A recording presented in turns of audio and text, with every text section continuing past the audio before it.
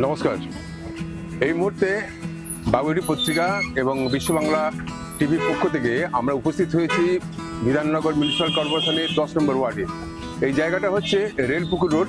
এখানে একটি ভোট রক্ষার্থে একটি শিবির খোলা হয়েছে, ভোট রক্ষার্থে শিবির একটি খোলা হয়েছে এবং সেটি খোলা হয়েছে 10 নম্বর ওয়ার্ডের সম্মানীয় যিনি পৌরপিতা শ্রী প্রণয় কুমার রায়ের তত্ত্বাবধানে এবং সৌজন্যে। আমরা চলে যাচ্ছি সে ভোট কেন্দ্রে কি হচ্ছে এবং স্যার কি করছেন একটু দেখার জন্য। তার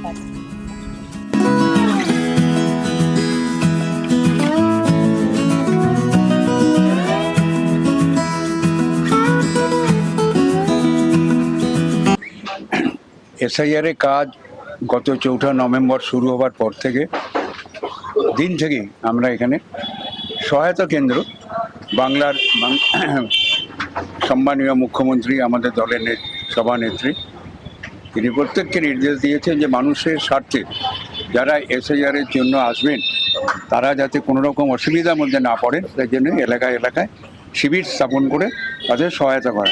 আমরা এখানে সেই সব মানুষরা যে ফর্ম এনুমারেশন ফর্ম পাওয়ার পর যারা বুঝতে পারছেন না, বেশিরভাগই বুঝতে অসুবিধা হচ্ছে, তাদেরকে আমরা বুঝিয়ে দেওয়ার চেষ্টা করছি কোথায় কীরকমভাবে ফিল আপ করতে হবে, কী লাগবে না লাগবে ইত্যাদি। তারা আসছেন, ফিল আপ করে নিয়ে এসে যে ঠিক হয়েছে কিনা সেটা দেখে দেওয়া এখানে, এবং ভোটার তালিকার যদি খুঁজে না পান আমরা এখানে 2025 এবং 2002 এই 2 সালেরই সমস্ত আমাদের 14টা পার্ট তারই ভোটার লিস্ট এখানে রাখা আছে। এখানে আমাদের নির্মল সাথী মেয়েরা রয়েছেন, আমাদের দলীয় কর্মীরা রয়েছে, যারা বিএলএ হন, এজেন্ট যারা মানুষের বাড়ি বাড়ি যান তারাও থাকছেন, যে মানুষকে বুঝিয়ে দেওয়া যাতে ঠিকঠাক মতো ফর্মটা ফিল আপ হলে যাতে তার আগামী দিনে যে ভোটার তালিকা বেরোবে তাতে তার নাম যাতে নথিভুক্ত থাকে একদম সেটা নিশ্চিত করার জন্য আমরা মানুষকে সহায়তা করছি। আমাদের গত রাত 10টা পর্যন্ত বলতে পারি আমরা, ঘরে 98 থেকে 99% সাবমিশন হয়েছে, অর্থাৎ এনুমারেশন ফর্ম ডিস্ট্রিবিউশন হয়েছে। তার মধ্যে গতকাল পর্যন্ত গড়ে 75% কাছাকাছি, কোথাও একটু কম বেশি হবে, জমা পড়েছে। তার মধ্যে অনলাইন আছে, অফলাইনও আছে, এছাড়া তো মৃত ভোটার ইত্যাদি ইত্যাদি সব আছেই। আমরা দ্রুত গতিতে যাতে কাজ করা যায় কিন্তু নির্ভুলভাবে হয়, কোনো চাপ সৃষ্টি না হয় সেটার জন্য চেষ্টা করছি রক্ষা, যাতে প্রত্যেকের এনুমারেশন ফর্ম যথাযথভাবে জমা হয়, কোনো ভুল ভ্রান্তি না হয় সেটার দিকেও নজর রেখেছি। আমাদের যে বিএলও 2 যারা আছেন তাদেরকে বলে দিয়েছি তোমরা বিএলওর সঙ্গে সহযোগিতা রেখে প্রতিটি ফর্ম যাতে নিখুঁতভাবে জমা হয় সেটা দেখা। আপনি না দেশের জন্যে জনসাধারণের স্বার্থে এটা করার দরকার। শিক্ষকদের বেছে নেওয়া হয়েছে, আমার মনে হয় যে শিক্ষকরা এই বিষয়ে অভিজ্ঞতা লেখাপড়ার দিক থেকে শিক্ষাদানের ক্ষেত্রে তারা যে ব্যস্ত লিপ্ত থাকেন, তার জন্য তাদেরকে কাজে লাগানো।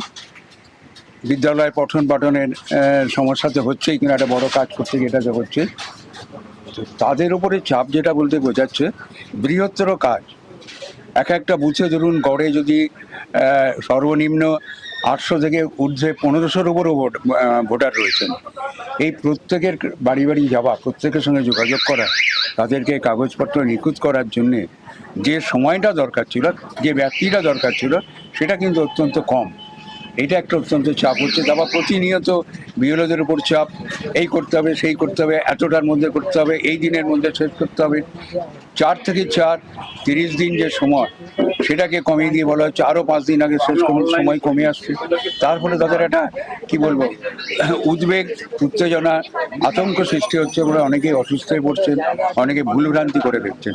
সকলে তো আর এই আধুনিক যে মোবাইল সেট এটা তো রপ্ত নন, কম্পিউটারও রপ্ত নন, সুতরাং একটু সমস্যা তো হচ্ছেই। যা আমরা আশা করেছিলাম, এখনও আশা করি যে সময়টা যাতে একটু বাড়িয়ে দেওয়া যায়, যাতে ধীরে সুস্থে কাজ করতে পারেন, তারা নিখুঁতভাবে করতে। আমরা চাইছি নিবিড় সংশোধন, তা সেটা করতে গেলেও যাতে সেটা নিখুঁত হয় সেটার দিকেও নির্বাচন কমিশনের মানে ধ্যান দেওয়া উচিত, লক্ষ্য রাখা উচিত। আর নাগরিকদের ক্ষেত্রেও বহু মানুষ কর্মসূত্রে বাইরে থাকেন, তার বাড়ি ফিরে এসে কাগজপত্র জোগাড় যন্ত্র করা সকলে সব এক জায়গায় নয়, এটার জন্য তাদের সময় দিতে হবে, যার জন্য বহু মানুষ উদ্বেগের মধ্যে রয়েছেন। তো আমরা আশা করব এখনও নির্বাচন কমিশন যা সময় আছে এখনও 4 তারিখ পর্যন্ত, তারপরেও যদি মানে সময়টা আরও কিছু সময় দেন তাহলে আরও নিখুঁতভাবে কাজটা করা সম্ভব হবে। কোনো নাগরিকের, বৈধ নাগরিক যাদের নাম থাকা উচিত ভোটার তালিকায়, তারা যেন বঞ্চিত না হন, তাদের নাম যেন বাদ না যায়, আমরা এটা আশা রাখি। হ্যাঁ, অবাঞ্ছিত তাদের দরকার নেই সেটা নিশ্চয়ই বাদ যায়, কিন্তু তার জন্যে সময় দেওয়া হোক। এটা আমরা চাই। হ্যাঁ, চণ্ডী নস্কর। কি করছেন ফর্মটা নিয়ে? ফর্মটা ওই যে নাম ঠিকই আছে। নাম ঠিক আছে নাকি আপনি দেখছেন? আপনি কি আপনার ইনফরমেশন ফর্মটা জমা দিয়ে দিয়েছেন? হ্যাঁ, জমা দিয়েছি। ওটা সাবমিশন হয়েছে নাকি, ডাটা এন্ট্রি যেটাকে বলছে সেটা হয়েছে নাকি আপনি দেখেছেন পরীক্ষা না, করে? দেখিনি, আমি দেখবো আজকে। এটা কত নম্বর ওয়ার্ডে আপনি এসেছেন? 72 নম্বর ওয়ার্ড।